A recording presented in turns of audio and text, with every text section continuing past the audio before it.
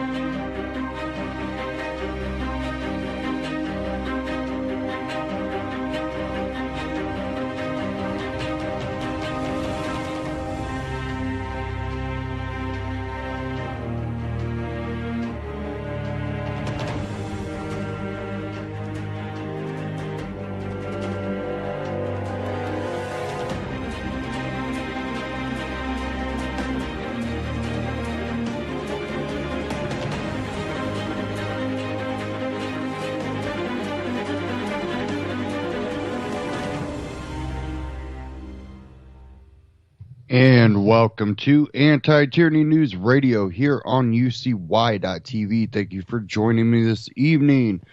Oh, we're going to dive into quite a bit of news. I have a stack of articles here. Definitely not going to get through all this, but this first one came from Off the Grid News, and I really want to kind of cover this one because it gets into free speech, and it's also a thing where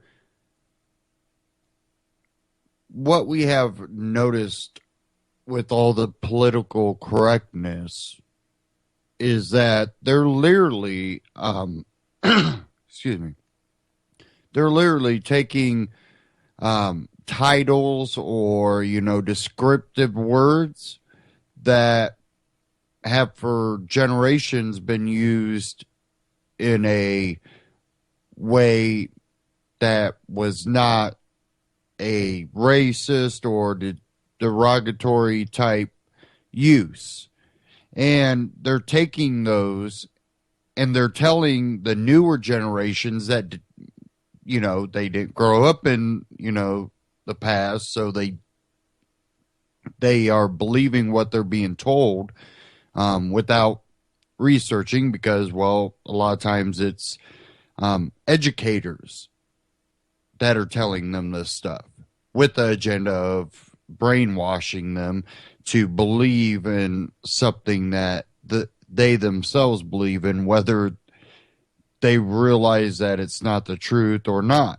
Some of them know that things aren't the truth, but they will still push it because they have a personal agenda and they do not care if they're lying to people. That's just, something that always happens. There are people out there like that. You'll never get rid of them, but that's why even kids need to be able to research beyond what the teachers tell them, but then a lot of times they'll also get punished for that.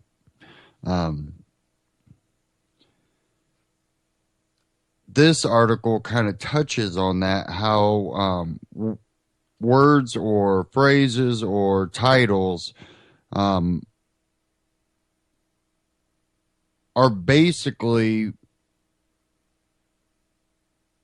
being put out there as, oh, these are racist or derogatory. Some of them may be. Others might be descriptive terms. I seen one that I kind of was like, hold on, that really? That, okay, no, I don't think it is. But let me get in this article. It's from Off the Grid News.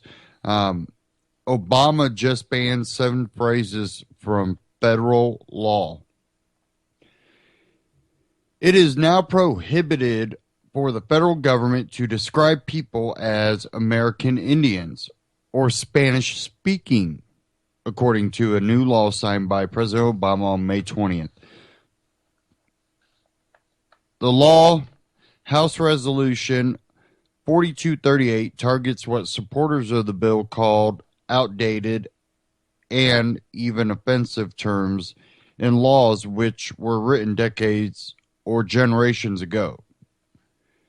Media Research Center reported 7 terms are now prohibited: American Indian, Indians, Eskimo, Oriental,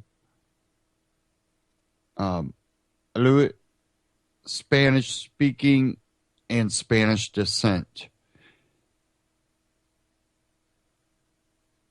They have been replaced by phrases such as Native American, Alaska Natives, Asian American, Hispanic, and Pacific Islanders. The law amended the Department of Energy's Organization Act and the Local Public Works Capital Development and Investment Act of 1976, each of which used old terms. Many Americans may not be aware that the word Oriental is derogatory. The bill's sponsor, U.S. Representative Grace Meng, Democrat from New York, said in a press release, "But it is an insulting term that needed to be removed from the books, and I am extremely pleased that my legislation to do that is now the law of the land." Okay, now with the Oriental, that's a descriptive title for people that come from the Orient.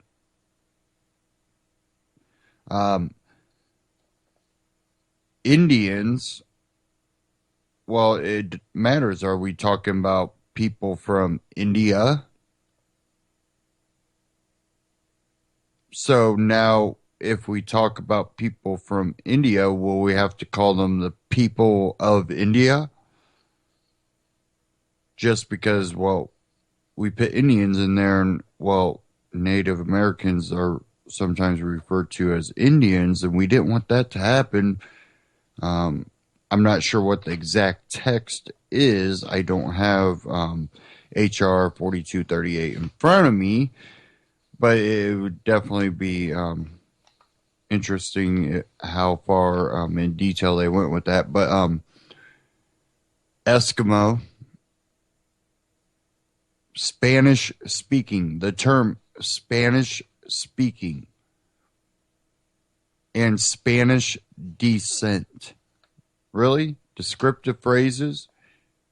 Spanish speaking might say that people that speak Spanish, the Spanish speaking people, whether it's Spain, whether it's Mexico, South America, wherever. Maybe they wanted to put that in there. And Spanish descent, people that are descendant of Spain? Really? This stuff is just crazy. And the simple fact that a bill like this House Resolution HR 4238, even could make it through Congress where they're saying, well, you can't use terms that may be derogatory, may be offensive.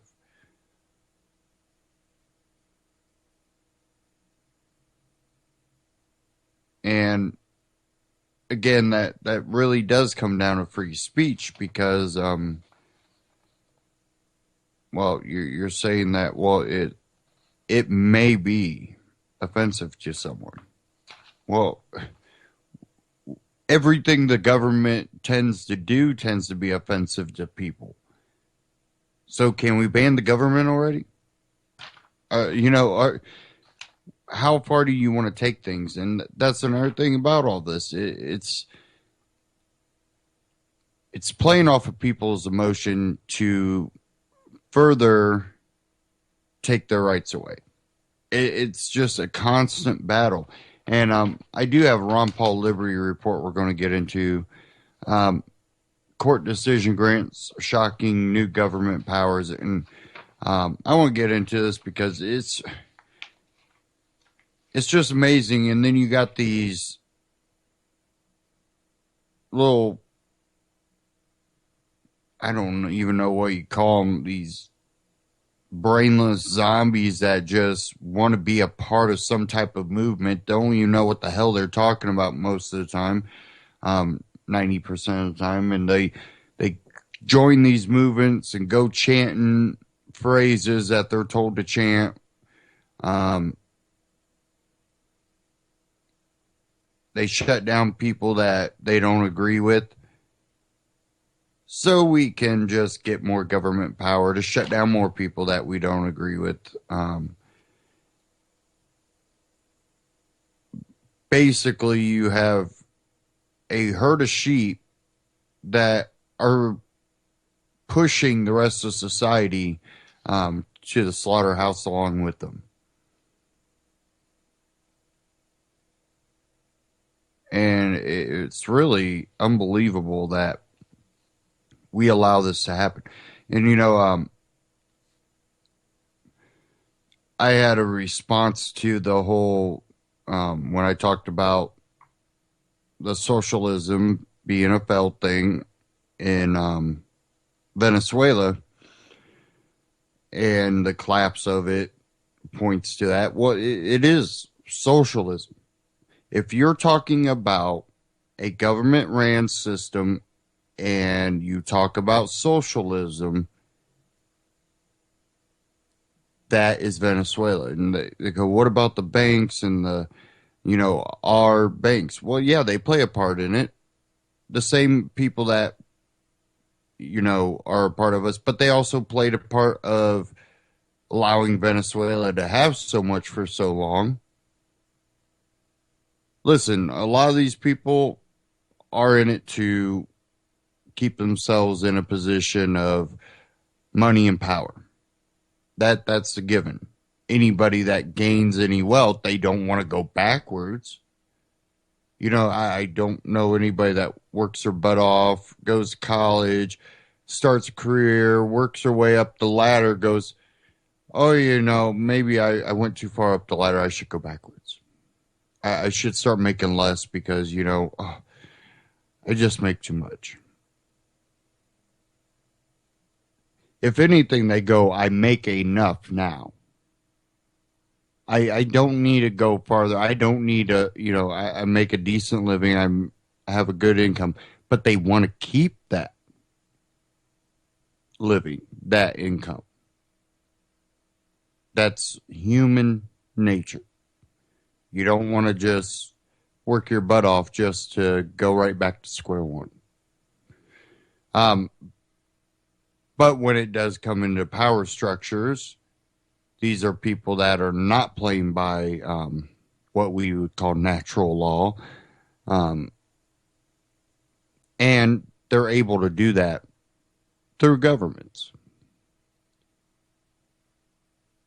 And then when maybe that country or that government no longer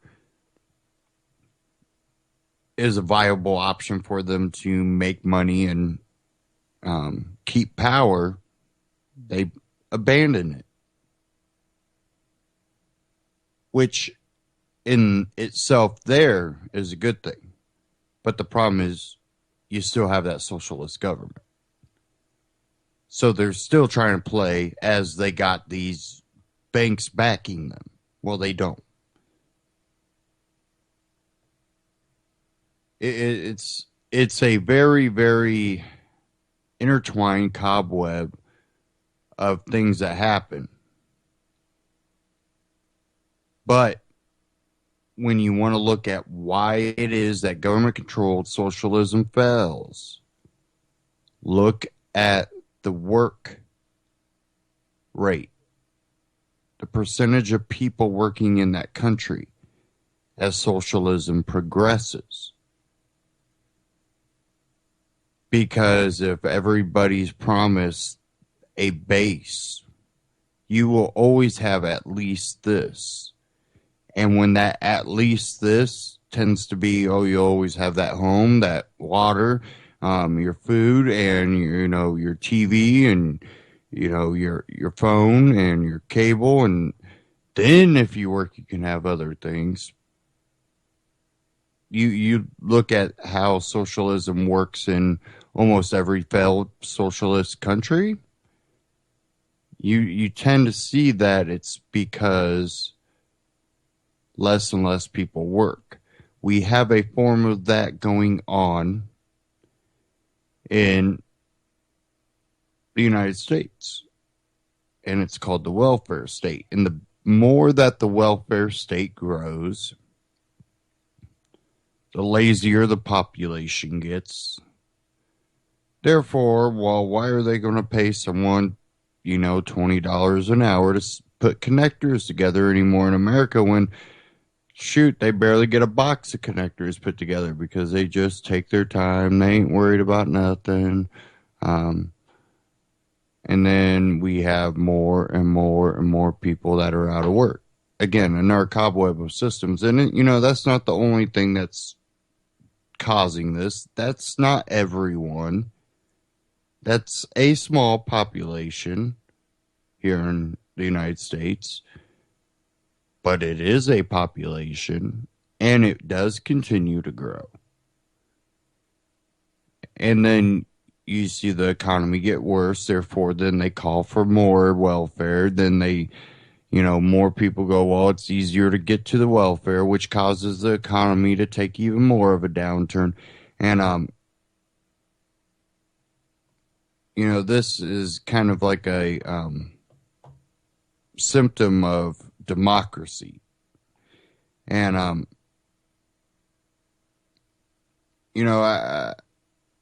I was watching a documentary a while back.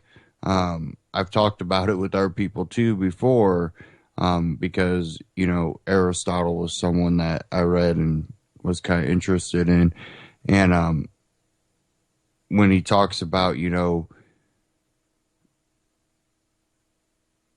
the problem with democracy is that then the population can get to a point where they can start taking from the most wealthy people and take that wealth away. And that's a problem for freedom. Because that goes against, that individual's freedom to have his wealth, to gain wealth and keep their wealth.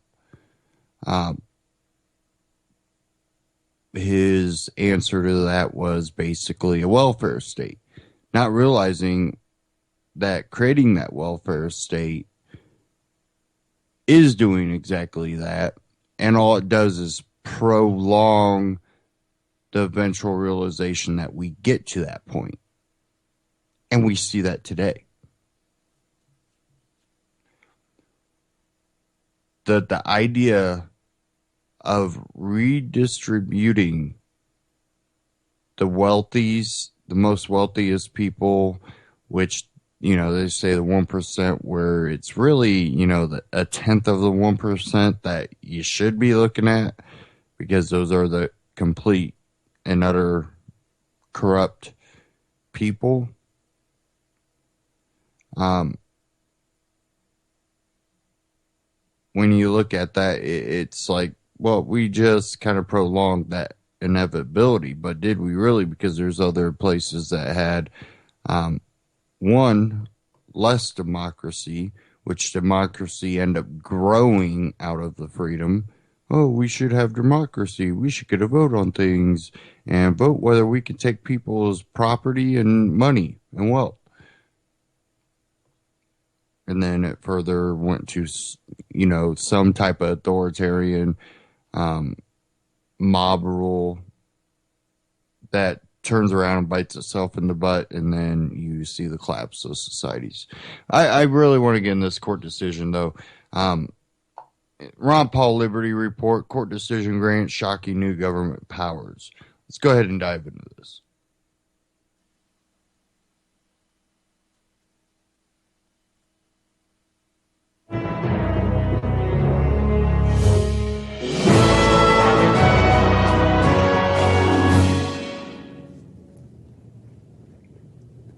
Hello, everybody, and thank you for tuning in to the Liberty Report. With me today is Daniel McAdam as a co-host. And Daniel, good to see you. Good morning, Dr. Paul. Well, good. We have an article to go over today that appeared on a Daily Bell that caught my attention because he was calling attention to an article that was on Bloomberg. And the title of the article on Bloomberg is very catchy, and anybody who's concerned about government regulations in the courts and liberty should pay attention. And the title on Bloomberg was, "The Government Just Got More Powerful, and That's a Good Thing." Oh boy, what's going on here? I thought we were supposed to shrink the size of government. You know, people were frustrated with government. Everybody's annoyed with government. But the article was written by Cass Sunstein.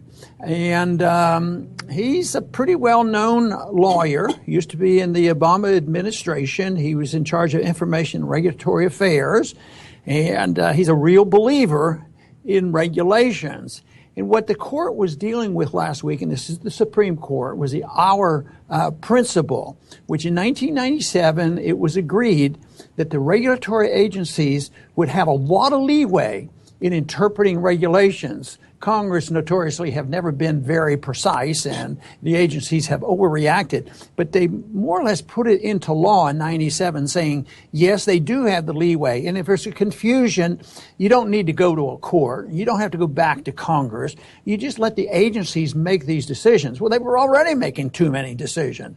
So that was the principle that was being challenged, and they took it to the Supreme Court. So the court had a chance to reverse this, and a few people were hopeful that they could cancel out that principle established in 1997.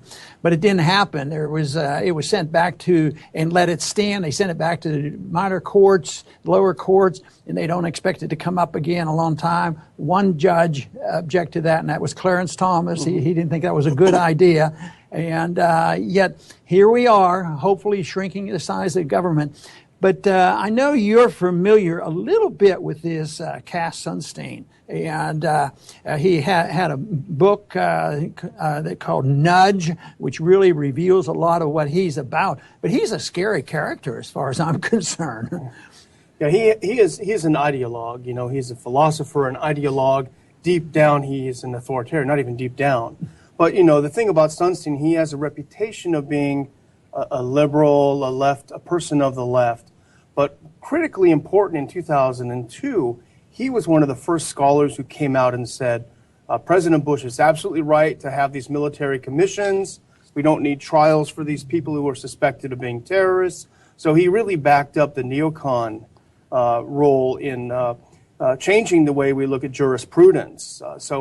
And as you point out, the concept of nudge is that people often do things that some people think are not in their best interest, and there needs to be a power to nudge them in the right direction. Yeah, and it's based on the assumption that people don't know what to do. But it's very sinister. It's sort of very seductive, and he's quite willing to admit that you should use this with, enticements. You know, if we give benefits, maybe we'll get them to do something, or remove benefits and sort of threaten the people. But people aren't smart enough to control their destiny, and he wants to control human behavior, which is sort of ingrained in most politicians to some degree. But this is much more so, and it's very explicit, seeing this as a responsibility of smart people. And, of course, I don't think a person like this, I may be wrong, but I'd make the assumption he's probably not doing this to become a billionaire. Mm-hmm. He's probably making a nice living, but he's doing this because he truly believes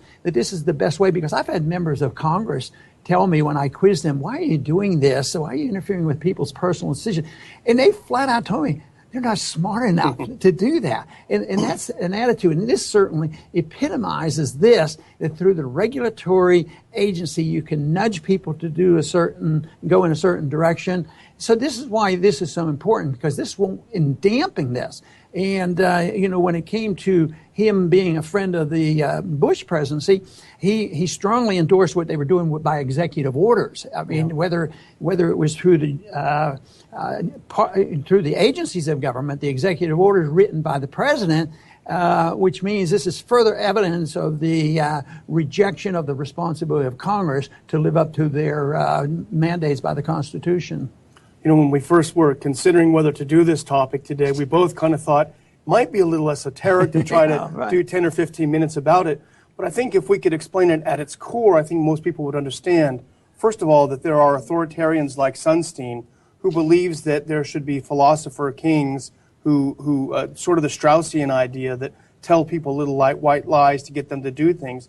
But essentially what this does is it concentrates power into the executive branch.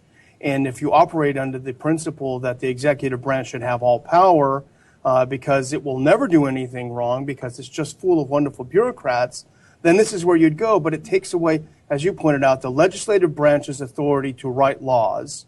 And then it also takes away the judicial branch's authority to interpret those laws. Just all gets packaged up and thrown to the executive branch. That's right. And that's the reason that some people who have even a small understanding of the Constitution comes away pretty frustrated, because it really doesn't exist in restraining the government.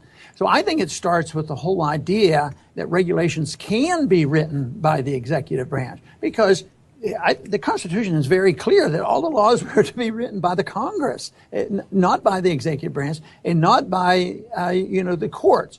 You could maybe stretch, and there's a debate about how much authority the courts should decide about the constitutionality of each law, but at least that was supposed to be limited to constitutionality or not constitutionality. But courts have way exceeded that by rewriting the laws and not just reinterpreting a rule yes or no, but rewriting the laws. So this, and now with the courts sort of standing aside and say, well, let's give more power. So you're right.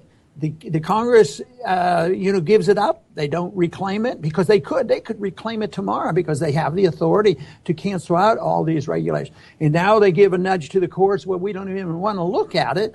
And that means more power to the executive branch. But actually, it's probably even worse than that, because this is the assumption that they'll actually write down exactly what they want to do in a regulatory program, but they can just write an executive order. And, in one area, it's in the area of environmentalism and in the environment of the wetlands bills, because those bills were written rather narrowly. But the agencies of government come in. That's where you can find the most atrocious stories about how the agencies can come in and put people in prison, take their land, and all they might have done was improve their land and dug a ditch or a pond. And there are so many stories out there. It is really, and this whole mess that we have is an example of how little constitutional restraints that we have to restrain big government, and Congress is the most derelict in their duty because they seem to want to do nothing at all to help us. Yeah, I was thinking that I wouldn't mind, if it's okay with you, to put forth what I think the rationale of people like Sunstein is, and maybe have you respond. Because I think if I'm reading Sunstein right, the idea is that the executive branch and the various agencies are populated by bureaucrats who spend their careers dealing with these things. And there's a danger that the legislative branch, because it's populated with politicians who are subject to the whims of the people and of elections and these sorts of things, they may not make the right decisions. So therefore, the bureaucrats who are in there are the best placed people to act according to all of our interests. You would disagree with that, I think. No, that's obviously what they do. And like I mentioned, money is involved somewhere along the way. And certainly when people want to influence government and do things and the lobbies come in, money is a big deal. But people like this, a big deal for them is the philosophy, their intent, just as we would be intent to move people in our direction of more liberty. And they said, well, then you're exactly the same. Yeah, one thing is we want to move in our direction by rejecting power to the government, the authority to regulate, economy and run the world, or to manipulate personal choices. This guy admits he wants to do personal choices and human behavior and bribe them and push them because the assumption is that they know best. And all authoritarians are that way. And not too long ago in one of my little books, I talked about all the authoritarians. And they're all authoritarians. They're minor ones, major ones, they're major dictators. But you have authoritarians. I mean, the Congress is basically made up of authoritarians that know what's best. And they're moved by, the lobbyists and the pressure groups and the deep state. And they're always telling them what to do. So I think that it's the system that has rotted away. The founders made an attempt, but it's hard to say it, but the attempt didn't work very well, and we have to have a major revision of what we have or a better understanding. But right now, of course, the people will say, oh, yeah, that sounds easy to me, and bureaucrats are good people, and they're the ones who are hands-on, and why take it to the courts? They want to mess up, and Congress is not going to go back and review every regulation. Well, there shouldn't be any regulation. The federal government shouldn't be writing regulation. The only thing I can conceive of in the view of a regulation or an executive order would be those that are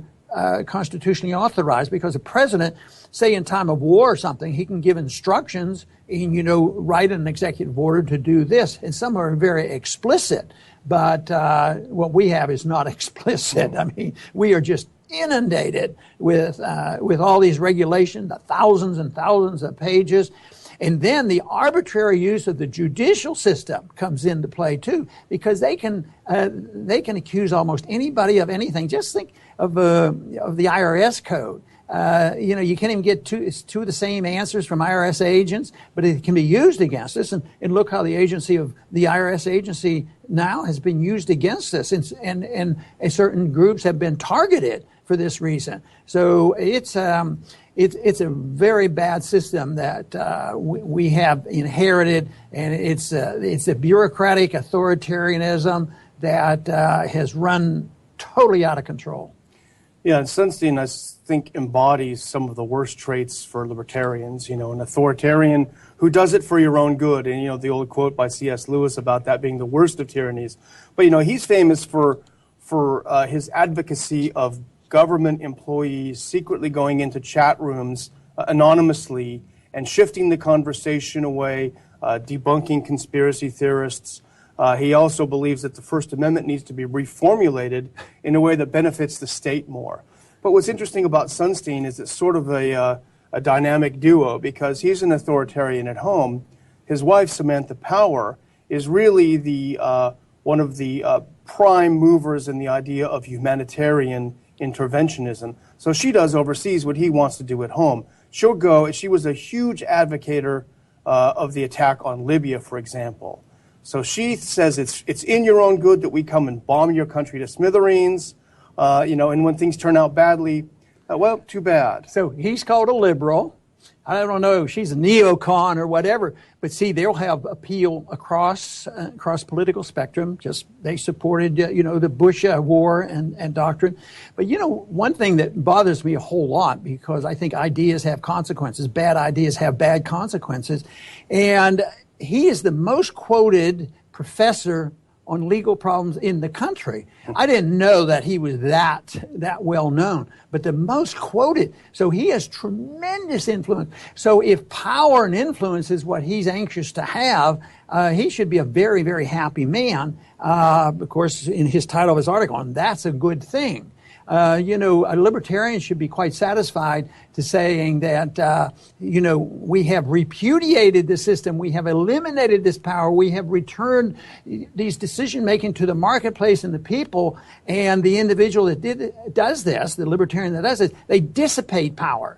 But that's not people don't want to hear that. I mean, how many people running for office right now are bragging about, I want to dissipate power. No, the people want to hear, I want my food stamps, and don't take my food stamps from me. And that means the food stamps for the poor and the food stamps for the rich, because there'll be punishment. So there's always limits, no matter what they say. The deep state and reality is that there's a lot of influence there. What I want to warn people about is individuals like Sunstein, is he gives it sort of credibility, an intellectual credibility. It just doesn't pop up and these people are bad people. But they look to him. They're reading it. He's a professor at Harvard. Yeah. How could he be wrong? And I wonder how many libertarian professors there are at Harvard. Maybe you know the answer to that. I would guess probably not too many. I think Tom Woods went to Harvard, so they didn't do everything wrong. But, when it comes to great legal minds, I prefer Judge Andrew Napolitano to Sunstein. There you go, and that would be wonderful. When we saw a list recently put up by one of our candidates for the possible Supreme Court appointments, of course, Napolitano would be by far the very best, but that's not likely to happen. But right now, I would say the emphasis that we're trying to put on this is the agencies of government and the executive branch don't need any more help. And that's what this ruling did last week by refusing to look at this regulation or this ruling of 1997 saying that the regulatory agencies have this power and duty and responsibility to interpret, enforce, and penalize people. And which means if they can fine people, they can put you in jail if you don't obey it, and people have been put in jail strictly through the administrative courts. That is atrocious. That has nothing to do with liberty. Someday we need to wake up and decide that the free market and personal liberty is the answer to our problems, not more government. I want to thank everybody for tuning in today to the Liberty Report. Please come back soon.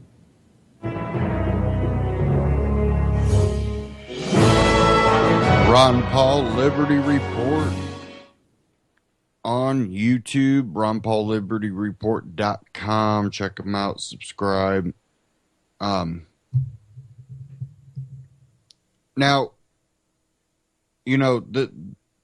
this is something that there might have been people that were hoping that, this would actually be looked into, that it would,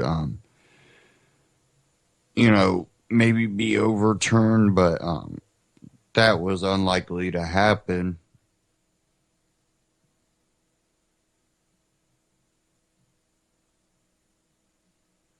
Now, when it comes to what's going on, it's not only that this allows a ruling that lets regulatory agencies, just write law and rule as they go along through executive order, basically. But it also is something that we have to look at the judicial Supreme Court system that is in place right now, where they are not really doing the job that they are supposed to do. They are doing the job that people are wanting of them. And there's a big difference. If you have a job to protect someone and you go, well, I could protect someone and let them be free, or I could just stick them in a cell and forget about them, and they should be safe in there. You are taking a way out that allows you to do what you want. And it kind of goes the same with the Supreme Court. They are supposed to basically review laws and go, yes, they are constitutional, no, they are not. But now they help rewrite the laws, or even allow laws to stand that are unconstitutional. And it's not whether they want the law or they don't want the law. You should be able to be on the Supreme Court and go, you know what, I hate this law, but it is constitutional. Or I love this law, it would help me out a lot, but it's unconstitutional. I can't, my job is to say, is this constitutional or not? When you look into any of the broad language in a lot of these bills, I think we have to go, oh, well, let's look back to what the people that authored this bill were saying. Because they use broad language, but they promise the people something. They think by using the broad language, they should be able to kind of make loopholes.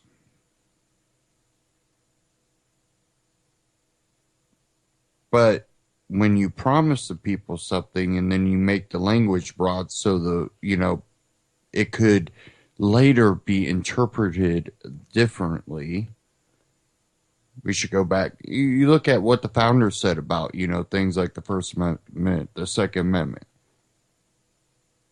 If you think that the language is broad at all, you just look at their explanations behind these things and why they were important. Well, if they did leave the language broad, well, they already defined it for you. Now, this is just an ongoing battle, and it doesn't seem to be getting better. It seems to be getting worse, and I think there's a lot of tension brewing, but there's also a lot of enthusiasm brewing, too. I have one article here, this one from Bug Out News. And then I have one here. And this one's from Reason.com. The one from Reason.com, this is, if and when New Hampshire becomes its own nation, blame Carla Gehrig. Former Free State Project head named president of even more out there group. New Hampshire is the live free or die state, though it bizarrely has state-owned liquor stores. It's home to the Free State Project, which recently met its 20,000 target number of people pledged to move to New Hampshire and radically shrink the size, scope, and spending of government there.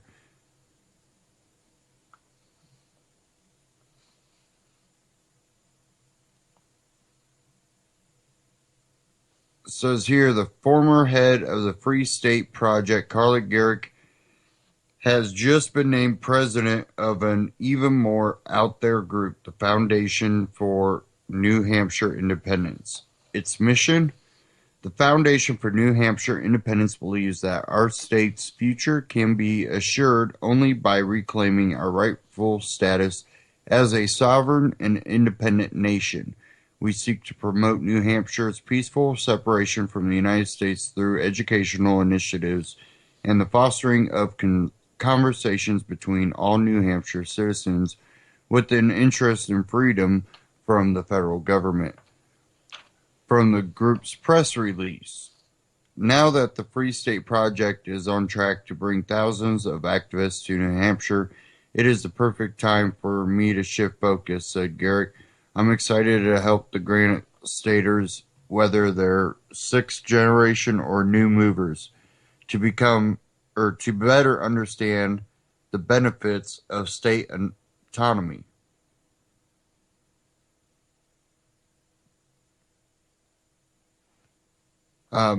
New Hampshire already has a vibrant civic culture founded on the ideals of freedom, independence, and self-reliance.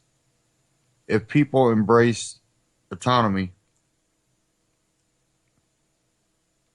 New Hampshire could be an independent entity with a population roughly 4 times the size of Iceland. That would continue to trade and interact with neighboring states free of the federal government's failing policies and debt. Life in New Hampshire would grow even more prosperous. In February, the Free State Project invited Reason TV up to interview Edward Snowden as part of the group's Excellent Library or Liberty Forum. And as long as we're talking about all things New Hampshire, on June 19th through 26th, Free State Project is running its 13th annual Porcupine Freedom Festival, aka Pork Fest, which is a truly phenomenal event. Think Burning Man meets Freedom Fest meets the Rainbow Gathering meets Bitcoin up in the yin yang. So go check that out. That was from Reason.com. So, you have a lot of enthusiasm coming out of that whole thing. And, we have seen the freedom movement grow, but we've also seen a lot of setbacks lately. And a few in the past. What I want to eventually see is the enthusiasm that we've seen back in, 06, 07, and 08 when Ron Paul was being pushed to run for president, when he finally, got in the race. There is something to say about that time in history, because that's when, the Patriot Act and all that stuff was already, put into place and acted, and we were seeing all of the negative effects of all this coming to bear. Now we're so far into it that things like TSA at the airport isn't being debated whether they should be there. It's the long lines. We're talking about long lines now. It's okay that they're there. We're already conditioned that they're there. That's what we should expect to have to go through TSA, lines and body searches and scanned metal detectors. There was a time that we were debating whether, this was helpful. We have the evidence now to show that it, the checkpoints failed, like, what was it, 95% of the time? That secret, people that were in there testing TSA snuck things through. And we're still not talking about, hey, why do we even need this? Why is this even helpful? They didn't stop the, underwear bomber or the shoe guy, whatever. All this is proven that this has been a very, very expensive fail. And it's coming out of your pocket, and we're talking about long lines. And people are okay talking about how we should better the long lines. Not talking about, why do we still have this failed entity that their own people were able to sneak things by them. That possible legitimate threats got right by them. That property, a lot of property has been stolen by agents. Young children have basically been groped and molested, even though we wouldn't use that terminology. They were searched, patted down and searched. But when you tell your children you just don't let people touch you down there, and then we go, well, this is okay that this stranger does it because he wears that uniform. And we've seen the news articles. We've seen the track record. I had one here from Bug Out News. I actually had a couple from Bug Out News. Look through this pile, find the other one. I'm not sure where it's at. Oh well. I got enough articles to go through. This one out of bugout.news.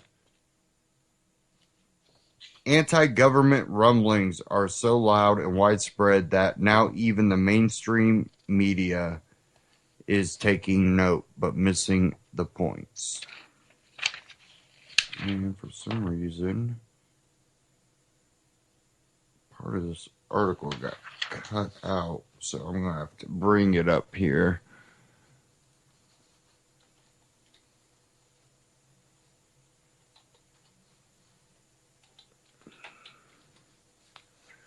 Just give me a second as I bring it up. Here we are. Okay, anti-government rumblings are so loud and widespread that now even the mainstream media is taking note but missing the points. In case you missed it, the Washington Post spent no small amount of time and resources on a story the paper published on Sunday that essentially showcased one man, Oregon B.J. Soper, and one patriot group, the Central Oregon Constitutional Guard, as examples of growing anti-government movement that is spreading across the country, especially in the Midwest and West. Soper was quoted literally, "I will give the Post that much," or liberally, "I will give the Post that much." Though with the left-wing press, you never really know how much of it was said, was left out of the final story or placed out of context. That said, the piece was also peppered with snark and suspicion of such groups, all carefully woven into the prose. And that is always the case. The writer turned to some of the usual subjects like the Southern Poverty Law Center's left-wing cook and constitutional hater Mark Potok. The counter opinion, and of course the counter opinion is also predictably unflattering. But this is what counts for objective journalism inside the Beltway, attempt at honest reporting while being very ideological and one-sided. Always makes me wonder why guys like Soper even bother giving interviews to mainstream media outlets, whose reporters are so opposed to them politically and ideologically. Sorry, guys. From the outset, that objectivity and fairness were never even considerations. Sorry, let me get this on my bigger screen. I'm trying to read off my small one here. Okay.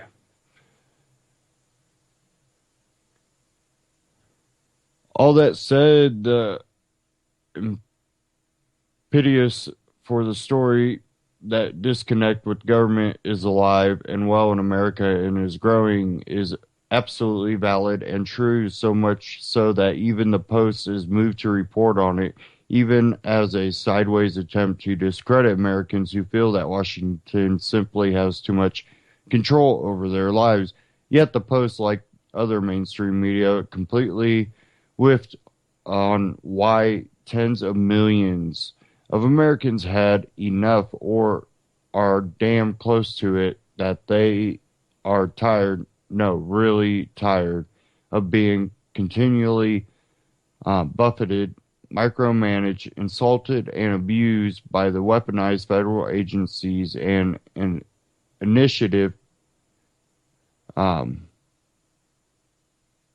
Congress that refuses to push back against a president who so clearly and so often abuses his constitutional authorities. The latest insult, Obama's threat to all public schools around the country to implement rules allowing students who self-identify as another sex to use the bathroom and locker rooms of their choice or lose their federal funding, was the last straw for at least one state legislator. Oklahoma, where lawmakers there argued members of Congress to initiate articles of impeachment against the president, his attorney general, and the education department secretary. That won't happen, of course, but the point is well taken. This president, if one were to read and interpret the Constitution honestly, through historic, not ideological lens, you can well conclude that the president, any president, simply lacks the authority to make any such threat. Congress appropriates that money to the education department, and it is to be spent in the manner it is appropriated for. Presidents do not have authority to unilaterally decide not to spend appropriated funds for the appropriated conditions. In any event, the Post and big government-loving liberal reporters throughout the legacy media see such opposition to Obama and these ludicrous unconstitutional actions as petty, juvenile, inappropriate, and unimportant, but they have a real effect on real people. That is everyone not living inside the DC bubble. And that's what's fueling the rise of in groups who in some way are pushing back. It's not about anti-government anything. It's about too much government everything. People are sick and tired of having to get permission for government to make a living, work their own land, or take a certain kind of job. They are tired of being overtaxed, underrepresented, and micromanaged. The Post doesn't get that. No one in the old school legacy media gets that. Either because they aren't living it or because they are too arrogant and full of themselves to think that anyone else whose opinion and life experiences are different don't matter, which just compounds the discontent. There are a lot of B.J. Soapers in the U.S. and his numbers are growing. It's not because Obama is black or because he's this or he's that. It's because increasing numbers of Americans are fed up with the inefficiency, overly expensive, incompetent, and meddling government, all of which has perpetuated, and Congress hasn't done much to intervene. Yes, the rumbling sounds of discontent are indeed growing louder across the land, but too few are in positions to help quiet that discontent, even know or care why it exists in the first place. I thought that was a really good article. John Daughtry. And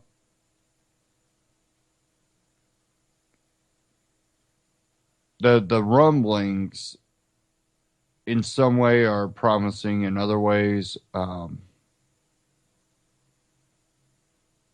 can be a little scary because it depends on what direction we take as a nation, what direction the government decides to go, and what happens in the long run.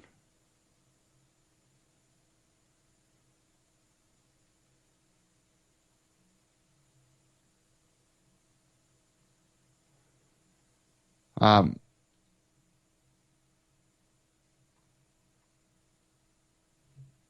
had another clip here I kind of want to get into before I cover some of these other articles.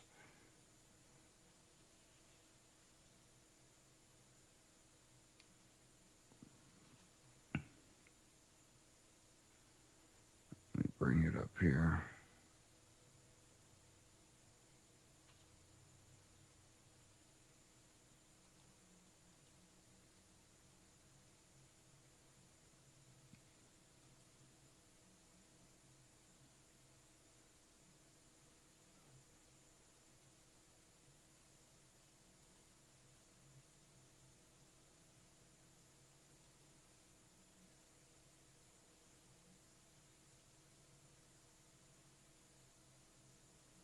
Sorry. A little bit of a problem here.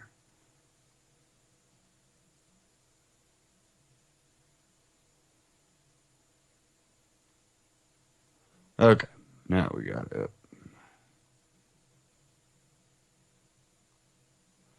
This is from We Are Change.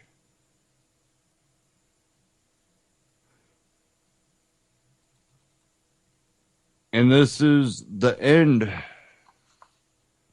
of the U.S.-Saudi Arabian relationship and its grave consequences.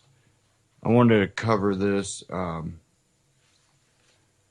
We'll get into a little bit more news here domestically, but I want to get into some foreign news and some of the consequences that federal government gets us into, and we're told to believe that we're responsible for the cleanup of it. But let's go ahead and get into this.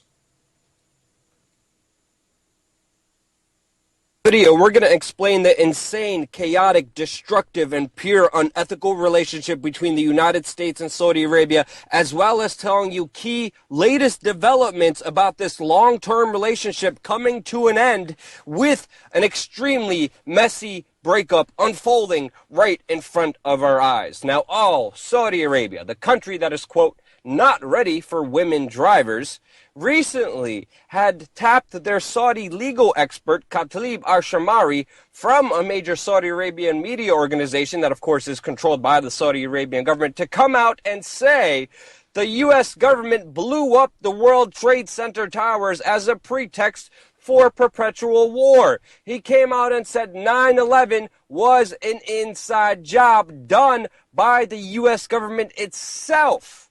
Now, of course, the Saudi Arabian press, which is controlled by their government, is furious because the U.S. Senate has just voted and approved a bill that allows the families of 9/11, the victims, to sue Saudi Arabia for helping finance these attacks. And we know, everyone knows, Saudi Arabia's second biggest export, other than oil, is terrorism. The New York Times even reported from a 2002 commission inquiry that the 9/11 attacks have found that Saudi officials living within the United States at the time had a hand in the plot.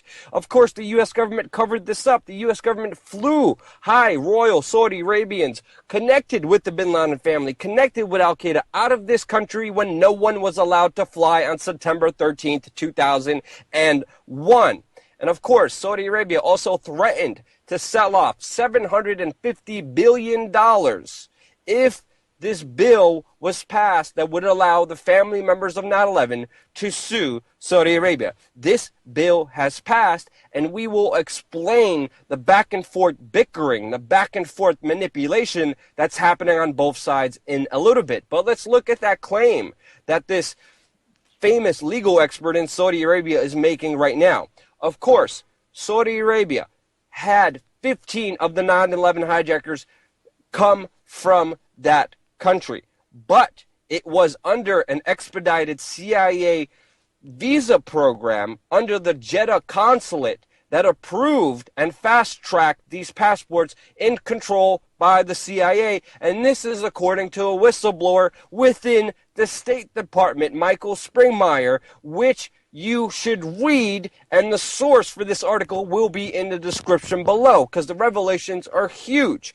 But also, the U.S. war machine that Saudi Arabia accuses the United States from starting after 9/11 is well and alive. Right now, with the war machine's annual budget, it could buy every homeless American a $1 million home. It can make everyone homeless in the United States a millionaire. That's how much the United States spends on the military. And of course, there's over 2,551 architects and engineers who prove this point, who say there needs to be an official investigation into 9/11, since all the evidence, all the peer-reviewed studies that we are looking at shows that the towers were demolition according with witnesses who were there on the ground, and I could name them: Craig Bartmer, William Rodriguez, Kevin McPadden. I could go on and on and on with witnesses who saw explosions and bombs going off on the lower floors of the Twin Towers, as well as scientific architects and engineers, experts speaking out, proving this claim that Saudi Arabia is pushing. Even John Kerry himself came out and said, yeah, World Trade Center 7, Building 7. Yeah, that was done in a controlled fashion. He even came out and said about this. But what is happening now? Why is the Senate okaying this bill to let families sue Saudi Arabia? Well, we're seeing a constant back and forth. Even though the Senate did approve this bill, did vote for it, it is still to Barack Obama to sign it and approve it. And he has said he wanted to veto the bill, and he has said previously he would not sign the bill. So with this bill passing, Saudi Arabia, just after hearing all of this scuttlebutt, came out and preemptively said, well, if you're going to blame us for 9/11, we're going to say you did 9/11.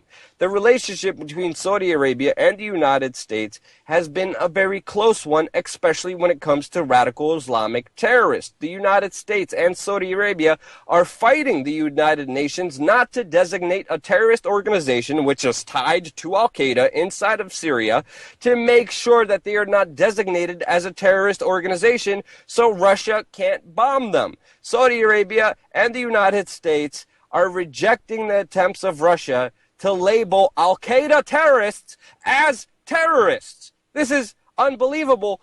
Meanwhile, Al-Qaeda rebel groups have visited the United States, met with U.S. politicians, while the State Department says, well, we had no idea this was even happening. And this is happening right in front of our eyes as Al-Qaeda is coming to the United States, meeting with U.S. politicians. This is utterly just nuts and insane news, but you see this relationship with the United States, with Saudi Arabia, helping radical Islamic terrorists inside of Syria has been going on for quite a while, ever since the beginning. And we'll explain why this is happening in a little bit. But also with Saudi Arabia's illegal war on Yemen, using barrel bombs, violating international laws, forcing a war on Yemen right now in its brutal scale, the United States is quietly helping Saudi Arabia wage this devastating aerial campaign on civilian populations. It was also Hillary Clinton who sold those illegal barrel bombs to Saudi Arabia. She celebrated the victory, and Saudi Arabia donated over $100 million to her. This is the toxic, insane relationship that has started all because of oil. As we know, the United States used to buy oil from Saudi Arabia based on the petrodollar. That is the main thing that is giving the U.S. dollar any value. It's because it is traded globally. Saudi Arabia made a deal with the United States, and the United States used to be the biggest purchaser of oil from Saudi Arabia, and they did this all based off the petrodollar. The Saudi Arabians would have done this, would have kept this up. It would have been a good relationship. But now, with this failed pipeline that not many people know about, but the United States and Saudi Arabia had a planned pipeline that would have gone through Saudi Arabia, through Syria, through Turkey, into Europe, and bypassed Russia's complete monopoly and control of European oil sales. Russia sells a lot of oil to Europe. If Saudi Arabia would have built this pipeline, which was planned years and years ago, they would have undercut Russia and had a direct line to Europe, and Europe would have purchased oil from Saudi Arabia. The only country that stood in the way was Syria. Syria had a very strong alliance with Russia, and Syria said, no, we're not going to throw Russia underneath the bus. We're not going to allow this pipeline to be built years and years ago. And ever since then, Saudi Arabia, Israel, Turkey, and the United States have been giving weapons, arms, money, munitions to Syrian rebels, Al-Qaeda, al-Nusra, to get rid of that president. And because of this failed oil deal, because of the low oil prices, you see the tensions rise between the United States and Saudi Arabia. Saudi Arabia is now preparing for the end of oil. The richest oil country in the world is building a $2 trillion post-oil fund, since the demand of oil is going down and causing this conflict between the United States and Saudi Arabia. Saudi Arabia is going to go broke because of these latest revelations that are happening. Because now Russia and Saudi Arabia are pumping as much oil as possible. The demand for it is low. Because there is so much of it, the price naturally goes down. They are in competition with each other, have been in competition with each other. They tried to undercut each other. It didn't work. And now with the low oil prices, they are going after China, which is going to piss off the United States. Right now, Saudi Arabia is selling a lot of oil to China.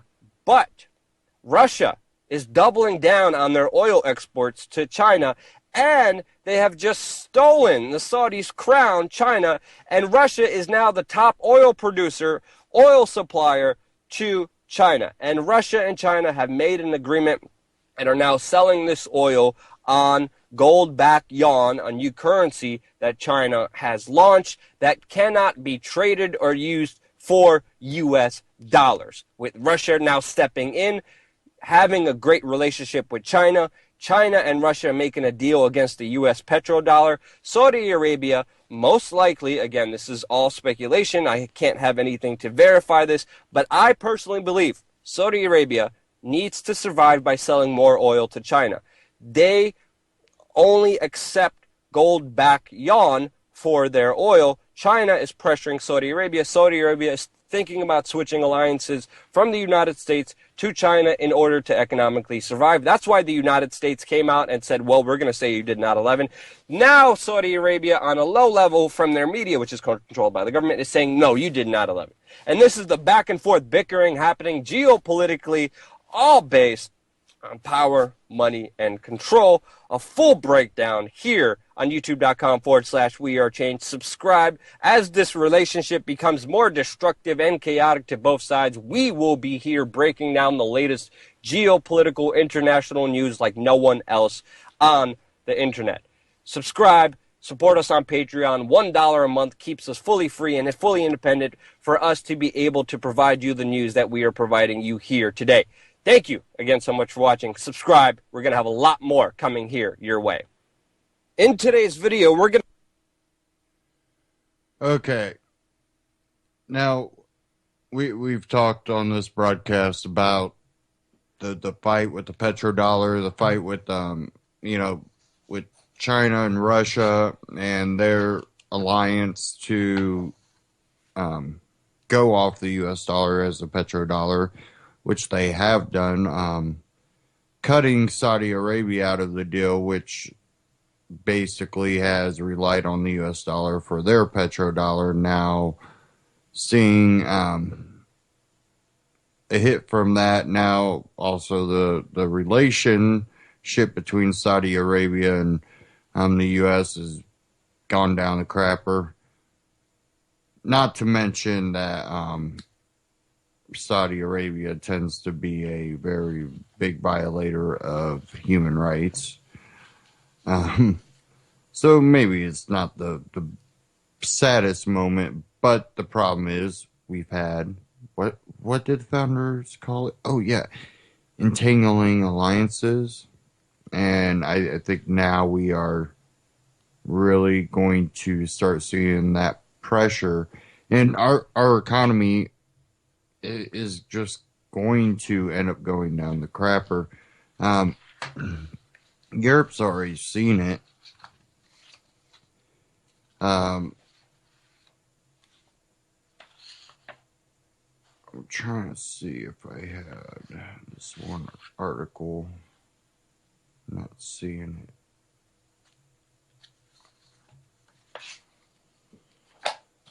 I do have this one from Activist Posts talking about the European Union, Europe, the EU has really been devastating to most of the EU countries. But I had this article right here from Activist Post, 7 reasons to vote out the EU.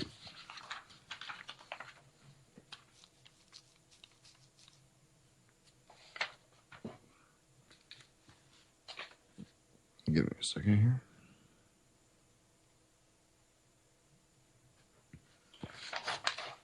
here. says many people have been grossly misled on matters regarding the European Union. The truth about the EU and what it really represents has not been fully revealed in mainstream media and probably never will. The snake oil salesmen, senior politicians continue their fear-mongering founded on falsehood to get you to vote in favor of staying in the EU. What they will not openly reveal is their ulterior motives for wanting you to stay in, the massive moneyed interest at stake involving them and a small handful of crony capitalists, fat cats, who have them in their pocket. Further, there is an even bigger picture having hidden ulterior motives involving a far greater reason to vote out of the EU, discussed later in this article.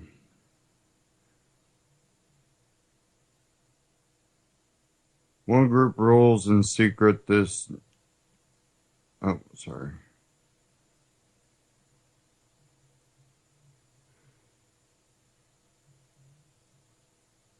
In light of this, here are 7 reasons to vote out of the EU on June 23rd. Number 1, avoids an even greater concentration of power, wealth into the hands of a select few.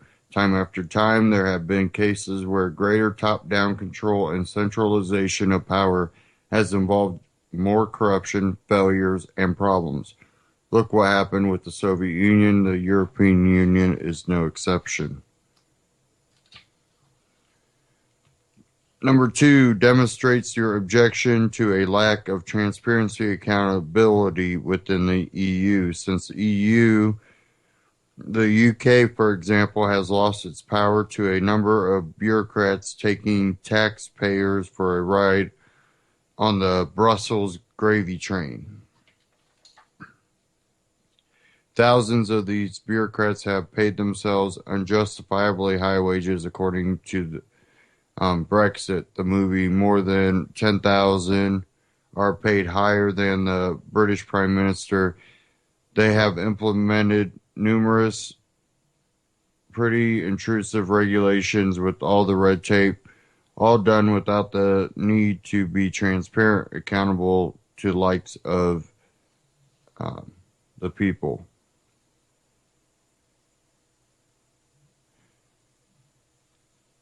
Number 3 will mean taking back your sovereignty. Legislation in the EU is done behind closed doors without the inclusion of Parliament. The UK has lost on voting numerous times to the EU bureaucrats. In short, if citizens want their say in matters over legislation in a system that isn't just undemocratic but anti-democratic, then they must vote out.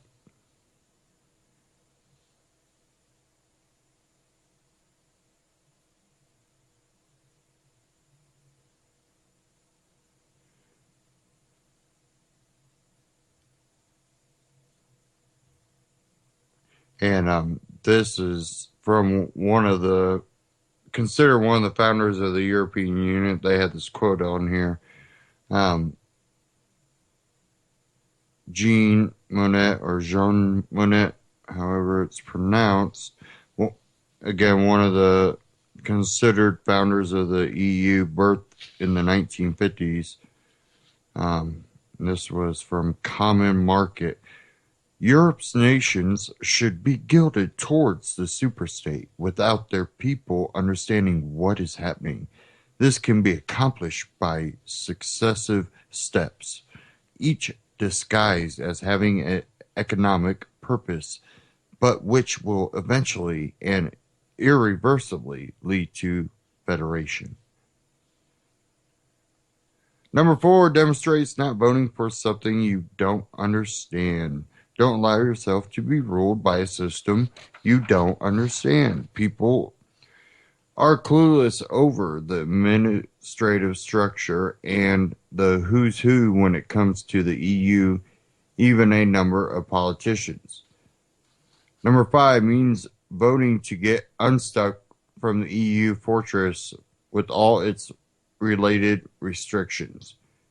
EU regulations or restrictions, such as those related to trade deals, stifle innovative, creative individuals. For example, giant corporations love the EU. The EU's high number regulations stop innovative small business competitors from challenging the giant corporations and cannot thrive or survive the onslaught. Number 6 means voting for independence again. Don't be fooled by the political bread and circus offered to you by the con artist politicians, such as offering better phone rates or other little trinkets like cheaper holidays while saying it will be a disaster for trade if we don't vote in. Independence could mean a return of the economic glory days. Trade can not only flourish, but there are far better deals outside of the EU fortress with other countries besides EU countries will not simply pull the plug on trade with non-EU business because there's too much at stake for them to refuse. Look at the case of Switzerland as a non-EU country and how they continue to flourish as one of the richest countries in the world, home to many corporations.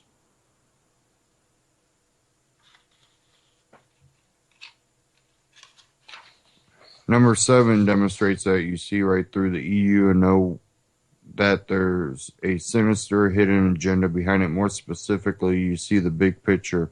You know that the EU is part of the totalitarian step-by-step advancement towards a global fascist New World Order agenda.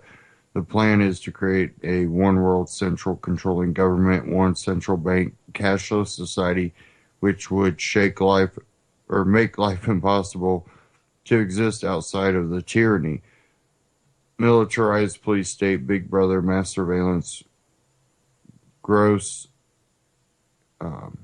uneven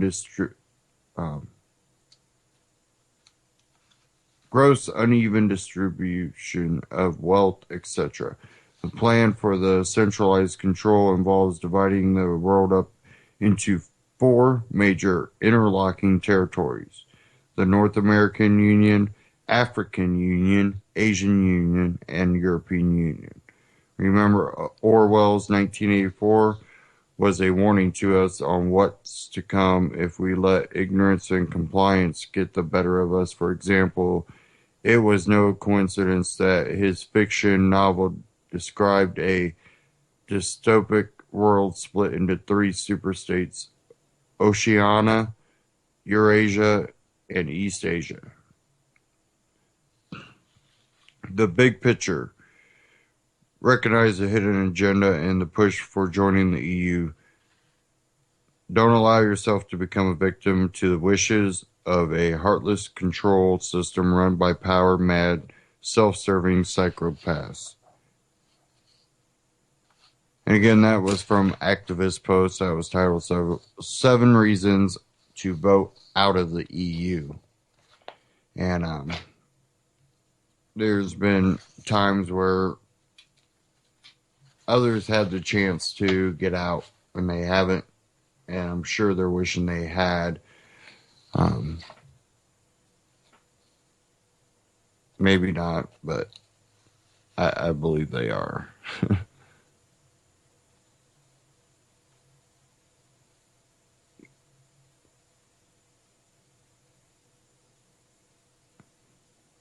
Give me one more second here.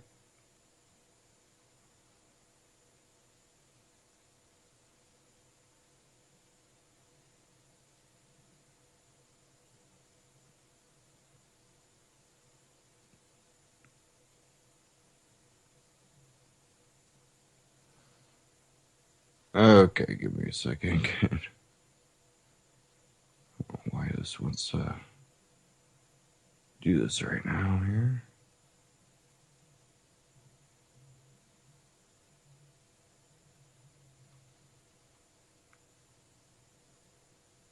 Every time.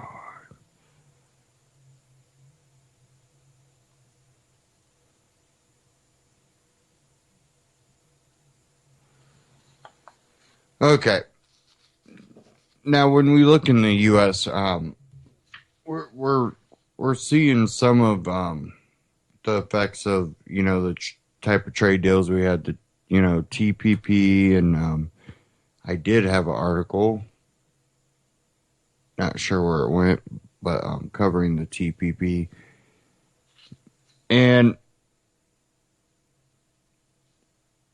basically now that a lot of the TPP language is out, there's a lot of talk about what's actually in it. And a lot of people are saying it's worse than originally thought. Well, you got to understand that this was all talked about and done in secret with these giant corporations. I'm not talking about your little local corporate,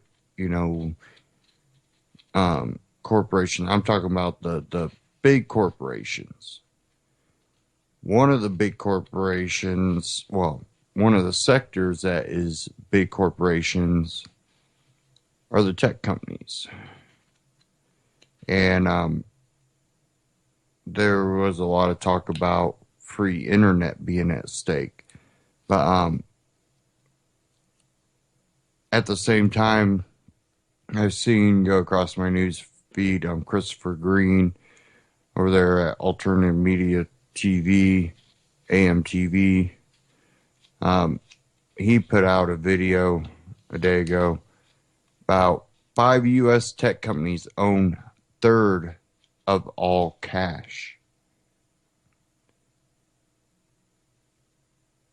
Now, if they were involved in the TPP behind closed doors, wouldn't you think that they might want to keep a third of all the cash? And as the EU is to a lot of the European countries, where it stifles innovation, things like TPP and having these corporations be involved in that will also be the same way. But I do want to get into this clip. This will probably be the last clip of the night here. 5 U.S. tech companies own third of all cash. I believe this was a drive time one.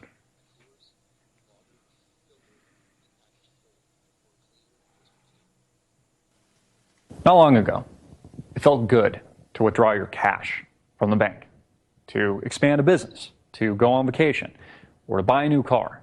But today, withdrawing your own cash has become very risky, according to the Secret War on Cash, a new Swiss America white paper. I just read this shocking report. It made my hair stand on end. I learned why banks are now required to spy on you and eye for the government, and then report any financial behavior deemed suspicious or unusual. Get the Secret War on Cash now by calling 1-800-289-2646. Did you know simply spending cash today is enough to get you branded as a potential criminal? That's right. You must read The Secret War on Cash. It's free by calling 1-800-289-2646 or click the link below. Find out how to survive and thrive by reading this special report. Give them a call today at 1-800-289-2646 or click the link below to register.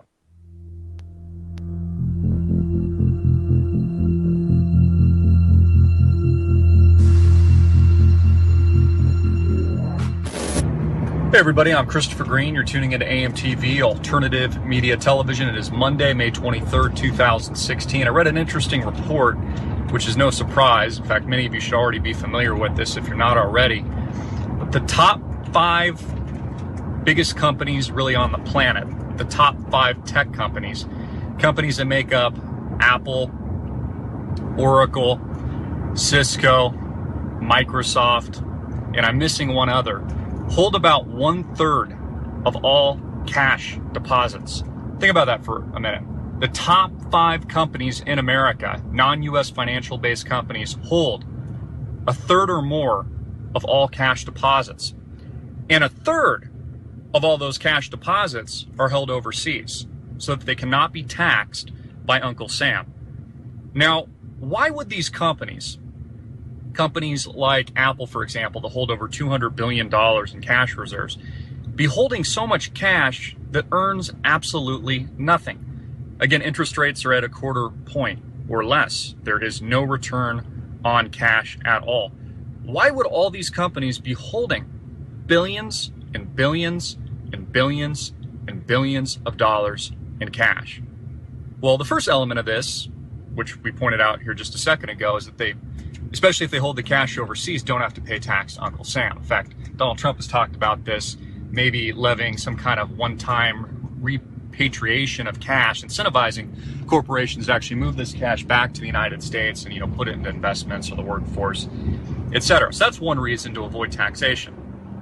But another reason, and probably the primary reason, is there's, honest to God, no better place to put their money than just to hold it in cash, liquid, until they see a better opportunity. Now, of course, U.S. corporations have been buying back their stock in this low interest rate environment for some time now. This is what has largely, arguably, fueled this artificial bull run since the 2008-2009 financial collapse. Again, if you can borrow money cheaply and you can finance your company at 0% interest rates, then you'll certainly buy back your shares over a period of time, which in theory should increase the value per share of each company. So this is something that companies like Microsoft have been doing, Apple have been doing over the past few years, which is, again, there's a strong argument to say that this has been juicing the stock market and juicing returns up until now. But now we're entering a very interesting state in our economy where there's this huge cash buildup, and why U.S. corporations are accumulating cash and holding on to it, either for a rainy day or waiting for a better opportunity. There is a war on cash. In fact, I put a report out on this with Swiss America. You can download it for free. I'll put it in the link below in the description box, The Secret War on Cash. There's a war on cash when it comes to U.S. consumers. Will the Federal Reserve raise interest rates? They are likely to raise interest rates, but not meaningfully in the very near future. So we could get another 25 basis point bump. We could get another 50 basis point bump. But keep in mind, even if we got both of those bumps in aggregate, we're still under 1%. So essentially, we're in a low interest rate, 0% interest rate environment into infinity. I think, as a lot of prognosticators have talked about recently, including Donald Trump, that we are very long in the tooth in regards to the U.S. stock market. Again, we've come from unprecedented troughs, and an unprecedented trough in 2008, 2009, unlike anything we had seen since the 1930s Great Depression. We remember, just a couple of years ago, the world was coming to an end. You remember this. George W. Bush came on camera and said, if we didn't bail out the banks with trillions and trillions of dollars, not only would the world come to an end, but there'd be martial law on the streets of America. Again, senators and congressmen have told the truth regarding that story. It's funny how, the alternative media is accused of fear-mongering, yet it's actually the mainstream media, our presidents, with these terror alerts, constantly reminding us to be scared at any moment, that a bomb could go off, or there could be a terrorist attack, or this or that. Same thing with the TSA putting their hands down our pants and molesting young children at the airports so that we can barely board our planes and have to wait 4 hours to catch a flight. So again, we are extremely long in the tooth here. And U.S. corporations are accumulating cash either for a rainy day and or waiting for a better investment opportunity. But this also brings up, a host of other questions that we've talked about a lot. Primarily, is it a good thing that essentially 5 U.S. tech monopolies own, drive, and virtually manipulate the entire U.S. and global economy? Companies like Apple, Microsoft, Facebook, Amazon, etc. Is that a good thing? That we now live in a society where we're literally, that's not an opinion, about 5 companies or so, take your pick, absolutely monopolize our entire global economy. It brings up questions about, I've talked about before, how do we adapt to this changing work environment? How do we adapt to a world of artificial intelligence and robots where we experienced the Industrial Revolution, which moved into the corporate age, which largely took place in the 1950s, which became known as the quote-unquote cubicle 9-to-5 job, now to the tech age where we're just bleeding jobs. For every job technology creates, it probably destroys 1,000, if not more, especially as we move on this exponential curve of growth, which few Americans and few global citizens actually understand what exponential rates of return actually means, how fast and quickly and parabolic that exponential growth is. You may have heard of things like Moore's Law or the rule of 72 and investing. But with exponential growth, we reach a day and age where prognosticators and futurists, transhumanists like Ray Kurzweil of Google, predict by the year 2030 or sooner that all of artificial intelligence will exceed the human consciousness and development of all of humankind, making us, as Steve Wozniak has pointed out, the dog of robots, absolutely obsolete, creating this world of obsolescence in the not too distant future. So I want you to imagine this for a moment. In the next 20 years, your child, let's say, goes to college, and college probably looks completely different in the future, maybe a micro college or something like that. 20 years from now, they might study something in college that will be obsolescent in the 20 years after that.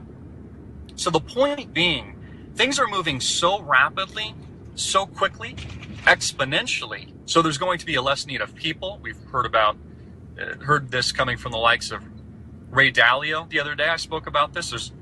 Many of the elites know this, of course. There's just a need for less people. They don't need as many bodies. Again, with the Industrial Revolution, it largely replaced human physical labor, but it did not replace our mental labor. Here, the doctors, attorneys of the world, our ability to think as human beings. The machines didn't replace that, but now they actually are.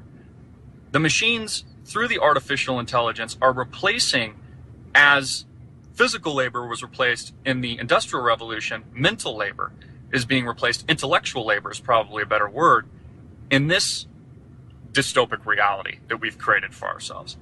And again, there's optimists that view this as a heightening of human awareness and an emergence of new technology and a merger of humankind into a new species, merge with the machine.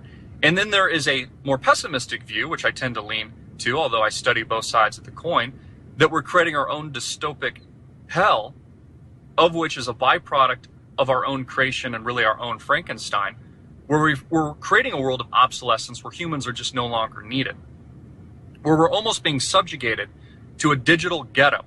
As people like Matt Drudge, I think, have eloquently spoken not too long ago in an interview he did on the Alex Jones channel. The masses are being subjugated to the digital ghettos while these tech elite only garner, control, and gain more power than they ever have before. We see this blatantly on the balance sheets of some of the largest tech companies on the planet today, holding over a third of all cash in existence. And a third of that, they're not paying taxes on. All these tech elite, they do this. They're meant to be perceived as these, huge philanthropists, for example, people like Zuckerberg, basically taking his entire net worth and turning it into this philanthropic foundation. Well, basically all that has done for Zuckerberg is allowed him to redirect his wealth into whatever pet projects he wants without paying taxes. Imagine if you or I could do that, the little guy, just, hey, you know what, instead of paying taxes, I want to take all the money that I would pay the U.S. government instead, and I would like to direct it into a project to, let's say, save the children or, cure cancer or something like that. That's essentially what Zuckerberg is doing. He's self-directing versus allowing the government to direct those funds. So we are absolutely in a magnificent and amazing transition, economically, physically, spiritually, unlike, I think, anything that we've ever before seen in human history. And we must ask ourselves, do we continue to allow these tech monopolies to govern our lives through these privacy policy agreements that they force all of us to sign without any of us really reading them because they're thousands of pages long? Or, for example, one of my computers, which I've been delaying an upgrade to Windows 10 because I don't like Windows 10, and it's far more Orwellian than its previous software releases, just automatically upgraded one of my computers the other day without my permission. I mean, this is how much power these people have. You know, people that are pro-immigration, like Mark Zuckerberg, he's pro-immigration, wants millions of people to come over here, right? He's very liberal in this area, while at the same time buying up all of the surrounding real estate that surrounds his mansion in San Francisco Bay Area so that he can demolish the homes and basically downsize them into smaller square footage so that none of them can peer in or even get a glimpse of his giant mansion. That guy, that tech elite.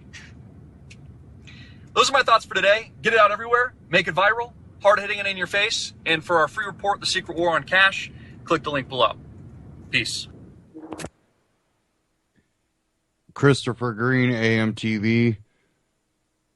Now, you know, he talked about that story, you know, Zuckerberg and, you know, buying up all the real estate, downsizing the homes, making little mini like ranch homes. That way no one can peer into his home. Now, that's one thing, you know, if you're willing to sell your home to him, I'd probably be the guy that's like, yeah, nah, I'm okay. But what's more interesting is the whole tech thing where they're holding 1/3 of the cash.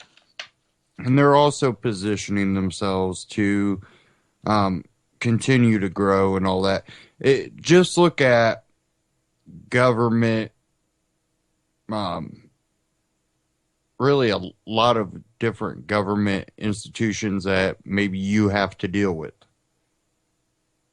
You have to do it electronically for the most part. They might have other options, but the other options are very limited and even more strenuous because they want you to go electronic. They're forcing people into electronics.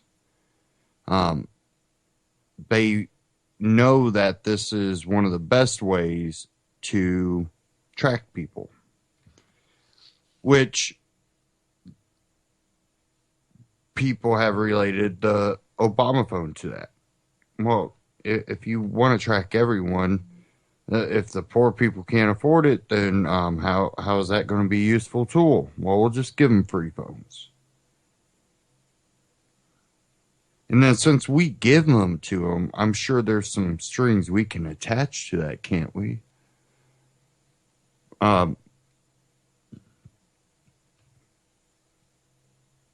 In ways, technology helps us. A lot of times it makes it easier to find information instead of going through files after files after files, or you know, walking through a library looking for exactly what you need to read. It can help out things. It can make things where, hey, I need to look this up. Bam, I just search it, and bam, I can find what I'm looking for. In other ways, it confines you. Because then when those systems are in place where they can control it, kind of like they are now, where you have Google, a very, very, very active visitor at the White House, Eric Schmidt, and when you see a lot of these companies working, like, Facebook, Zuckerberg in China, and of course here, then you start being combined. I kind of equate it to kind of what a lot of the big box stores did. I remember when the big box stores went from having the one, maybe two stores in a area to having the 5 or 6 stores in the area. Basically, you don't have to go too far to run into another one. If that one doesn't have what you need, just go right down the road to the next one. And then it just keeps repeating itself the further on you go. It's ABC box store, ABC box store, ABC, you know. there's a Walmart in like every little section of town. There's other big box stores, Meijer, whatever ones it might be. Well, that expansion pushed out the mom and pops. Well, in the process of doing this, when they were popping up everywhere, they had one hell of a selection. I remember going to the hardware store, or, the hardware section of some of these big box stores, and they got everything you could possibly want. Kind of like the hardware store did, except they were a little cheaper. Ran the mom and pop hardware stores out. Now there's one or two mom and pop hardware stores for a large section of town, but the box stores that are all around started sizing down their little areas. So your hardware section has less, your tool section has less, your clothing section has less, your everything has less. You can't, I can't go to a big box store and usually find the hardware I need. Unless it's a home improvement big box store, but then anything specialty I can't ever find there. So then I have to drive halfway across town to that one hardware store that's still left.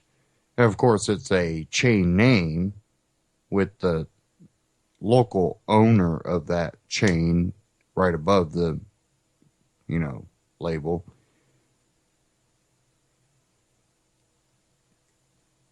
It's kind of, it's the same with the tech industry. They go around, either buy up or run out their competition. And then once they do that, they start controlling the content, the services they provide. Many people have claimed search engines are restricting and changing their algorithm to hide information that you might be looking for, because they want you directed in a certain one. Which not a big fan of the person.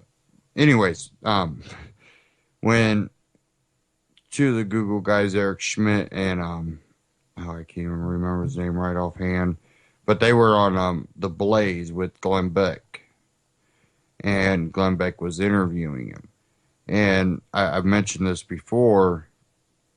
Eric Schmidt talked about,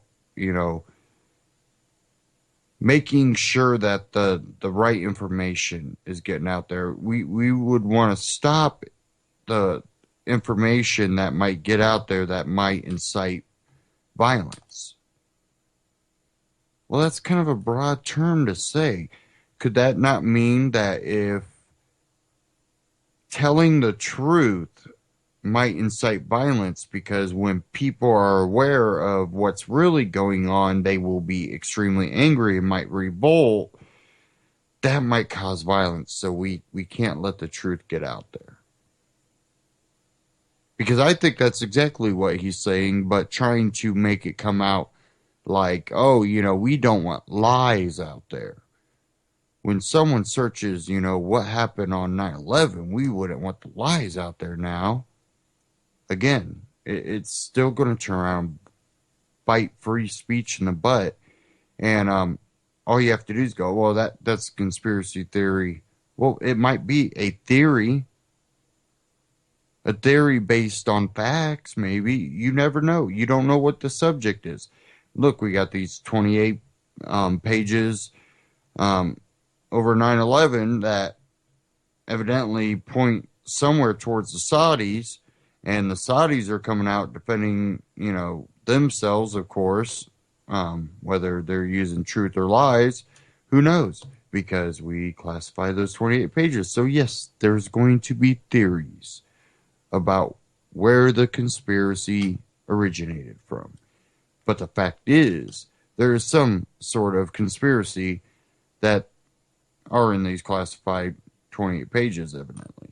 And according to, I think it was Senator Sessions talked about it, I think, that it implicated the Saudis. But again, until we can read the full context of those 28 pages, we can't make up our own conclusion about it.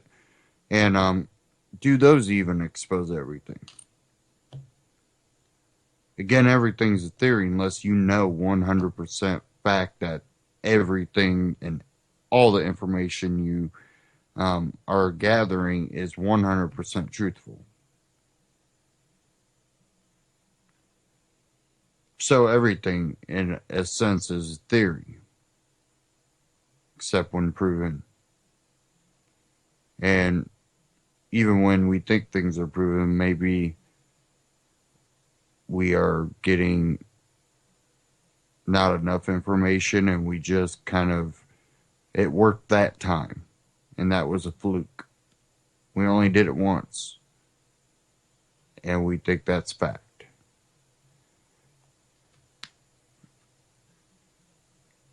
Now we are coming up to the end of the broadcast.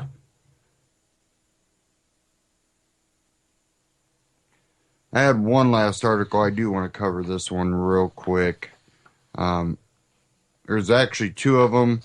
I won't be able to get to this one, but go to countercurrentnews.com. There's an article about police arrest news reporter for questioning mayor's high salary. Pretty interesting article. The reporter is from WBRZ2. It's an ABC affiliate. And this took place in White Castle, Louisiana. And again, that was countercurrentnews.com. Police arrest news reporter for questioning mayor's high salary. I really urge you to go check that out. Another one that you need to check out, go to fee.org. Under policy, why should anyone need a license for anything? Really, really good article. I want you guys to go check that one out too. Don't exactly have time to cover those two. I might do that Friday. But the one I do want to cover real quick, out of naturalnews.com. Hospital patients are being vaccinated against their will. Nurse blows the whistle on criminal vaccinations being forced on innocent patients. Nearly 2 years ago, CDC senior scientist Dr. William Thompson admitted publicly that he and colleagues omitted vital information from 2004 report which indicated that African American males who received the MMR vaccine before reaching 3 years old were more at risk for developing autism. Now another vaccine whistleblower has come forward to inform the public that she has witnessed vaccine injury daily while working as a nurse in a neonatal intensive care unit. In an interview with InfoWars Nightly News, Michelle Roten of Nurses Against Mandatory Vaccines, a group formed in 2012 and which opposes mandatory vaccinations, discussed a callous medical system influenced by money, which adheres strictly to the Center for Disease Control and Prevention vaccine schedule, even when babies are born prematurely and have not yet grown to normal size, a practice that winds up harming many of them. What a lot of people don't realize is that in a closed space like a I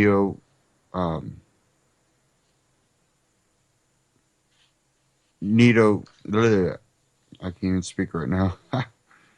A neonatal intensive care unit, is that we've decided that we need to vaccinate these babies on time, regardless of how undersized from premature birth they are. Babies could be 4 months early and still supposed to be inside their mother and weighing 3 or 4 pounds and getting the same amount of vaccine as a 200-pound man, she said, adding that physicians and practitioners sometimes made light of the fact that though some infants who were born prematurely had not previously required any artificial support to breathe, they would now have to be placed on ventilators after getting their regularly scheduled vaccines. Its hospital policy, Roten also said that NICU personnel would often receive calls from nursing staff on pediatric step-down units, warning them that 2-month-old premature babies would be getting their scheduled vaccines, so NICU staff would need to have enough beds available because we all know they're going to have increased breathing difficulties, feeding and digestive difficulties, apnea, periods of no breathing, and bradycardia, slow heart rate. That is what goes on, Roten added. In a separate video, another nurse vaccine whistleblower warned of flu and other vaccines being automatically offered as part of new hospital government policy. Since the Affordable Care Act came out, we are now, as nurses, required to ask every single patient when they come to the hospital if you had your flu vaccine or your pneumococcal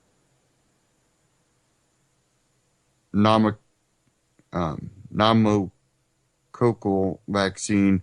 If you say no to either one of those in the computer, an order will generate that says we need to give you this vaccine. We don't need to speak to a doctor. It's hospital policy. It's now health department policy that we now have to give you the vaccine. Not really giving informed consent. She knows that even patients presenting with non-flu related problems had to be offered the vaccines. Once more, she also said that new consent to care forms include consent for vaccines even though patients are unaware that they are granting that consent. When you go to the hospital, you need surgery. You say you need knee replacement surgery. They're going to ask you if you had the vaccines. You're going to say no. Then they're going to say, well, you need to sign this consent if you're going to have surgery.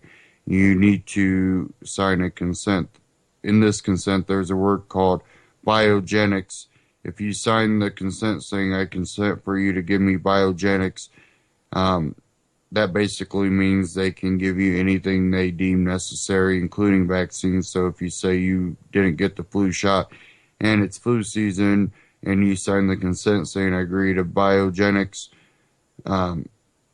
they will give you a vaccine even when you're under anesthesia because you already signed the consent.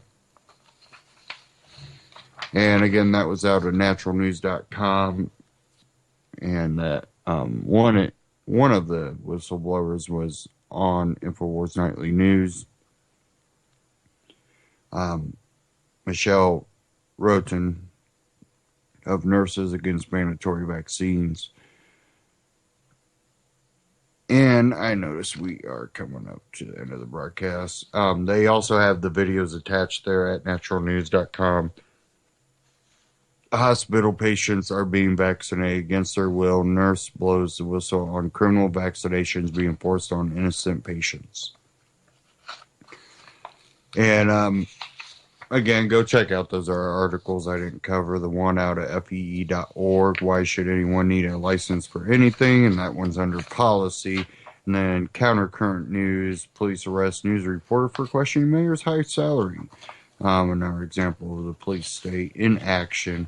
And go check that out. They also got videos attached to that one. Countercurrentnews.com